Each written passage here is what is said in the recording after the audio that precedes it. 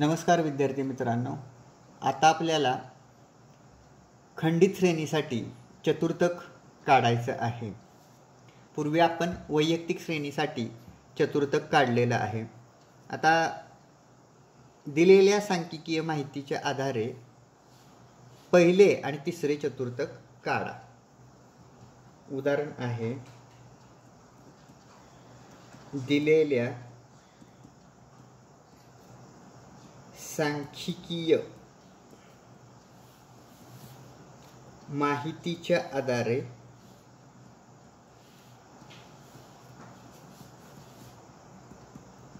पहिले म्हणजे Q1 आणि तिसरे चतुर्थक काढा। तिसरे चतुर्थक काढा असं उदाहरण आपल्याला दिलेलं आहे।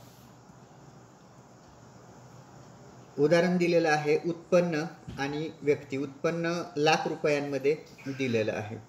त्यासाठी आता आपण इथे लिहूया उत्पन्न। उत्पन्न हे दिलेलं आहे ते लाख रुपयांमध्ये आहे आणि खाली व्यक्ती दिलेले आहेत। उत्पन्न आहे ते 5 लाख आहे, त्यानंतर 4 लाख, त्यानंतर 9 लाख, त्यानंतर 12 लाख, त्यानंतर 15 लाख, त्यानंतर 6 लाख आणि त्यानंतर 10 लाख असं आपल्याला उत्पन्न दिलेलं आहे। उत्पन्न दिलेलं आहे ते लाखामध्ये दिलेलं आहे। आता 5 लाख उत्पन्न असणाऱ्या व्यक्ती आहेत त्या 8 आहेत, 4 लाख उत्पन्न असणाऱ्या व्यक्ती 6 आहेत, 9 लाख उत्पन्न असणाऱ्या 12 आहेत, 12 लाख उत्पन्न असणाऱ्या व्यक्ती 8 आहेत, 15 लाख उत्पन्न असणाऱ्या व्यक्ती 6 आहेत, 6 लाख उत्पन्न असणाऱ्या व्यक्ती 9 आहेत आणि 10 लाख उत्पन्न असणाऱ्या व्यक्ती 10 आहेत। असं आपल्याला हे उत्पन्न आणि व्यक्ती दिलेले आहेत। उत्पन्न आहे ते लाखामध्ये दिलेलं आहे। ही सारणी अशी आपली तयार होणार आहे। हे उदाहरण आपल्याला इथं दिलेलं आहे।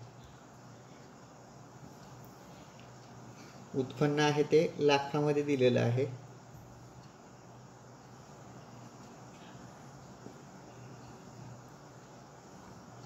आणि या उदाहरणावरून आपल्याला खंडित श्रेणीवरून चतुर्थक काढायचं आहे। पहिलं आणि तिसरं चतुर्थक काढायचं आहे।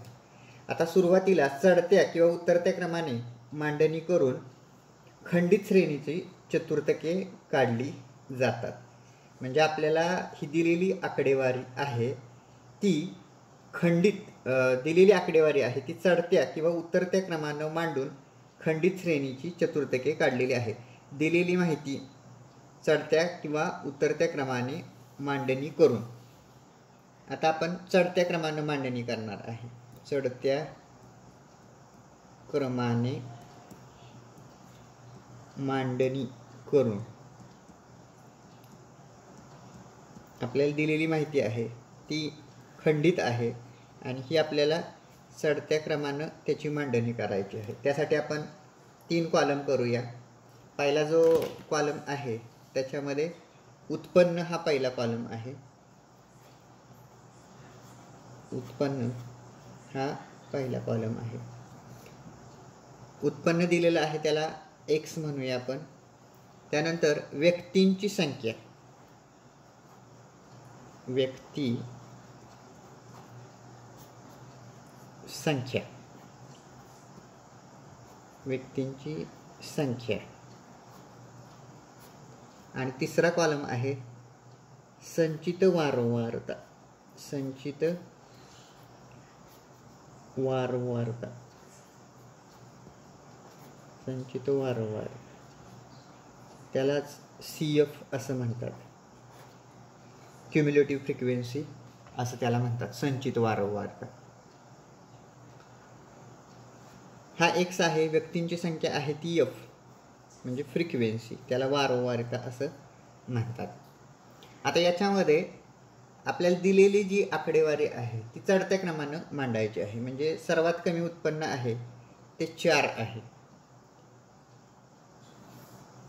दिलेली आकडेवारी आहे. त्यानंतर 5 लाख आहे उत्पन्न, त्यानंतर 6 लाख आहे, त्यानंतर 9 लाख आहे, त्यानंतर 10 लाख आहे, त्यानंतर 12 लाख आहे आणि त्यानंतर 15 लाख. अशी दिलेली जी आकडेवारी आहे ती आपण चढत्या क्रमानं मांडलेली आहे. दिलेली आकडेवारी आहे ती आपण चढत्या क्रमानं मांडलेली आहे. थोडंसं आता कागद आपण वर घेऊया. दिलेली आकडेवारी आहे ती चढत्या क्रमानं मांडलेली आहे. आता व्यक्तींची संख्या आपण पुढे मांडणार आहे. व्यक्तींची संख्या आहे ती 6, त्यानंतर 8. 4 लाख उत्पन्न असणाऱ्या व्यक्तींची संख्या आहे ती 6 आहे. 5 लाख उत्पन्न असणाऱ्या व्यक्तींची संख्या 8 लाख आहे. 6 लाख उत्पन्न असणाऱ्या व्यक्तींची संख्या 9 लाख आहे. अशा पद्धतीनं 9 लाख उत्पन्न असणाऱ्या व्यक्तींची संख्या ही 12 लाख आहे. 10 लाख उत्पन्न असणाऱ्या व्यक्तींची संख्या ही 10 लाख आहे. 12 लाख उत्पन्न असणाऱ्या व्यक्तींची संख्या ही 8 आहे आणि 15 लाख उत्पन्न असणाऱ्या व्यक्तींची संख्या 6 आहे. हा अशा पद्धतीने आपला टेबल तयार होणार आहे. 3 कॉलम असलेला हा टेबल तुमचा तयार होणार आहे. याला इथून वरून पण आपण असा हे करू आणि इथं हा टेबल संपलेला आहे. आता आपल्याला काय करायचे तर याची संचित वारंवारिता काढायचं आहे. त्यालाच क्युम्युलेटिव्ह फ्रिक्वेन्सी असं म्हणतात. संचित वारंवारिता ती कशी काढायची तर 6 आणि 8 यांची बेरीज करायची. 6 हे 6 आणि हे 8 यांची बेरीज करायची आणि ती इथं लिहायची आहे आपल्याला. ती 14 येईल. 8 आणि 6 14. सुरुवातीला 6 लिहायचं आहे. इथं 6 आहे तसंच लिहायचं आहे. सुरुवातीला 6 आहे तसंच लिहायचं. ही जी फ्रिक्वेन्सी आहे पहिली ती इथं तशीच मांडायची आहे आणि नंतर 6 आणि 8 यांची बेरीज करायची आणि मग ती 14 येईल. मग 14 मध्ये पुन्हा 9 मिळवायचे. या 14 मध्ये हे 9 मिळवायचे. 14 आणि 9 23 येईल. ते इथं मांडायचं आहे. त्यानंतर 23 मध्ये 12 मिळवायचे आहेत. या 23 मध्ये हे 12 मिळवायचे आहेत. 23 आणि 10 33 आणि 2 35. त्यानंतर 35 मध्ये हे 10 मिळवायचे आहेत. 35 आणि 10 45. त्यानंतर 45 आणि 8 53 आणि शेवट 53 अधिक 6 बरोबर 59. अशा पद्धतीनं ही क्युम्युलेटिव्ह फ्रिक्वेन्सी काढायची आहे आणि हे संचित वारंवारितेचं टेबल आपलं तयार होणार आहे. आता हे टेबल झाल्यानंतर आपल्याला एक सूत्र दिलेलं आहे आणि त्या सूत्राच्या आधारे आपल्याला चतुर्थक काढायचं आहे.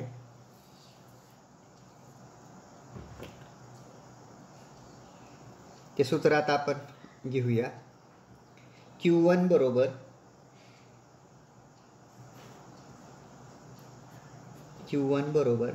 I कंसामध्ये n अधिक 1 भागिले 4 हे सूत्र आहे आणि याच्यामध्ये पुढं आपण लिहितो च्या पदाचे मूल्य.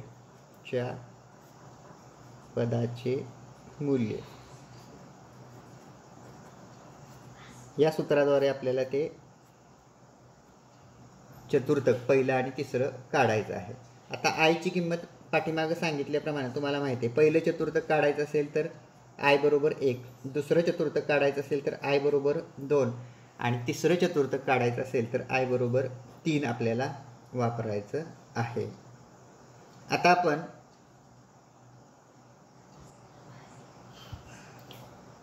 आपल्याला त्या सूत्रामध्ये किमती टाकायच्या आहेत. पुन्हा आपण ते सूत्र लिहून घेऊया. पहिलं चतुर्थक काढायचं आहे म्हणून Q1 बरोबर n अधिक 1 कंसामध्ये n अधिक 1 भागिले 4 आणि कंस पूर्ण च्या पदाचे मूल्य. प्रत्येक वेळेस ते लिहायचं आहे. च्या पदाचे मूल्य आता n बरोबर आपल्याला किती आलेले आहे, तर क्युम्युलेटिव्ह फ्रिक्वेन्सीमध्ये तुम्ही पाहिलेलं आहे शेवट आपल्याला n बरोबर 59 आलेलं आहे. म्हणून कंसामध्ये 59 अधिक 1 भागिले 4 च्या पदाचं मूल्य लिहायचं आहे तसं प्रत्येक वेळेस. खाली आता येईल इथं कंसामध्ये 60 भागिले 4 येईल, च्या पदाचे मूल्य असं लिहायचं आहे प्रत्येक वेळेस. त्यानंतर Q1 बरोबर म्हणजे पहिले चतुर्थक हे भागाकार केल्यानंतर 15च्या पदाचे मूल्य आपल्याला बघायचे. 15च्या पदाचे मूल्य आपल्याला बघायचे आहे. 15च्या पदाचे मूल्य, 15चे पदाचे मूल्य आपल्याला बघायचं आहे. आता 15 ही संख्या संचित वारंवारिता 23 मध्ये येते. 15 ही जी संख्या आहे, ही संख्या संचित वारंवारिता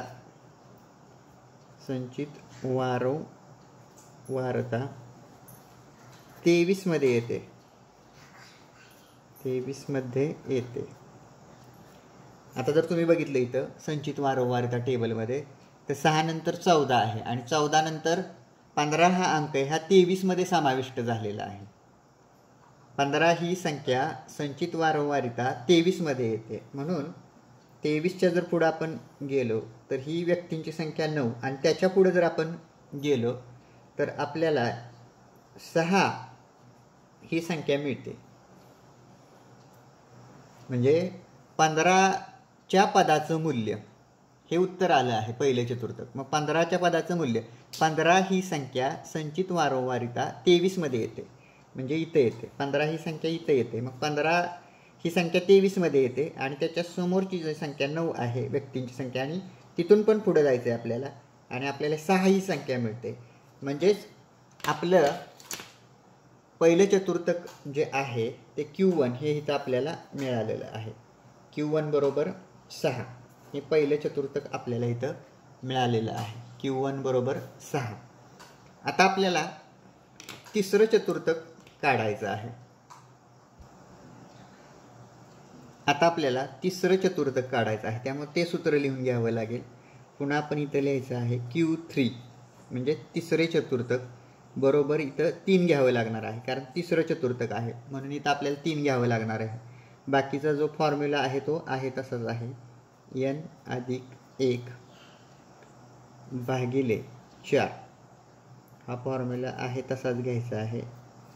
कंस आणि नेहमीप्रमाणे 4 पदाचे मूल्य, 4 पदाचे मूल्य असं ते लिहायचं आहे प्रत्येक वेळेस आपल्याला. त्यानंतर आता किमती टाकायच्या सूत्रामध्ये. कंसाच्या बाहेर 3 आहे आणि कंसामध्ये n ची संख्या आहे आपली ती 59 आहे. 59 अधिक 1 येईल आणि भागिले 4 होईल आणि कंस पूर्ण, आणि पुढे लिहायचं आहे 4 पदाचे मूल्य. तुम्ही लिहायचं आहे प्रत्येक वेळेस, मी इथं लिहित नाही आहे पण तुम्ही लिहायचं आहे. त्यानंतर खाली परत सोडवायचं आहे. 3 कंसामध्ये 60 भागिले 4 कंस पूर्ण 4 पदाचे मूल्य, नंतर 3 येईल, भागाकार येणार आहे तो 15 चौक 60 म्हणून इथं 15 येणार आहे आणि याच्यामध्ये गुणिले चिन्ह असणार आहे. काही मुलं काय करतात, सगळं बरोबर सोडवत आणतात आणि इथं अधिक चिन्ह देऊन ठेवतात. कंस असला की नेहमी गुणिले चिन्ह वापरायचं आहे. अधिक चिन्ह वापरलं तर 15 अधिक 18 हे तुमचं उत्तर येईल, पण गुणिले चिन्ह वापरल्यामुळं इथं येणारं जे उत्तर आहे ते 45 हे येणार आहे. 15 त्रिक 45 आणि हे इकडं Q3 तुम्ही लिहित जायचं आहे प्रत्येक वेळेस. Q3 बरोबर 45. आता 45 ही संख्या संचित वारंवारितेच्या 45 या गटात येते. 45 ही संख्या संचित वारंवारतेच्या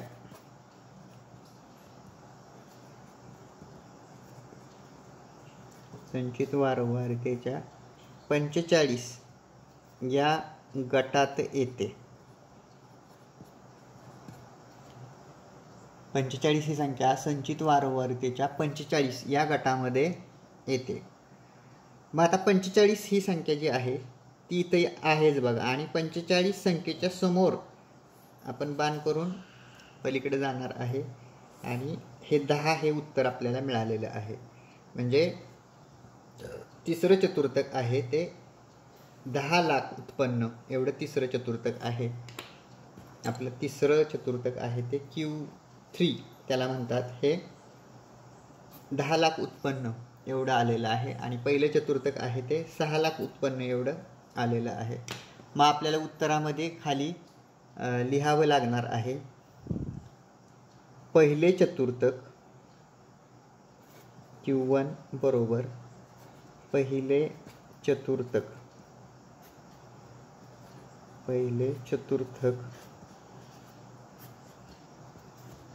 10 एवढं आलेलं आहे, आणि Q3 बरोबर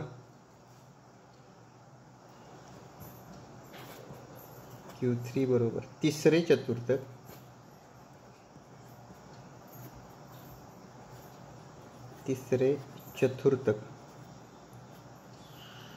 बरोबर 10 लाख. पहिले चतुर्थक 6 लाख आलेलं आहे, चुकून इथं 10 झालेलं आहे. पहिलं चतुर्थक हे 6 लाख आलेलं आहे. हे पहिलं चतुर्थक इथं आलेलं आहे 6 लाख आलेलं आहे, आणि तिसरं चतुर्थक आहे ते 10 लाख आलेलं आहे. हे आपलं फायनल उत्तर असणार आहे.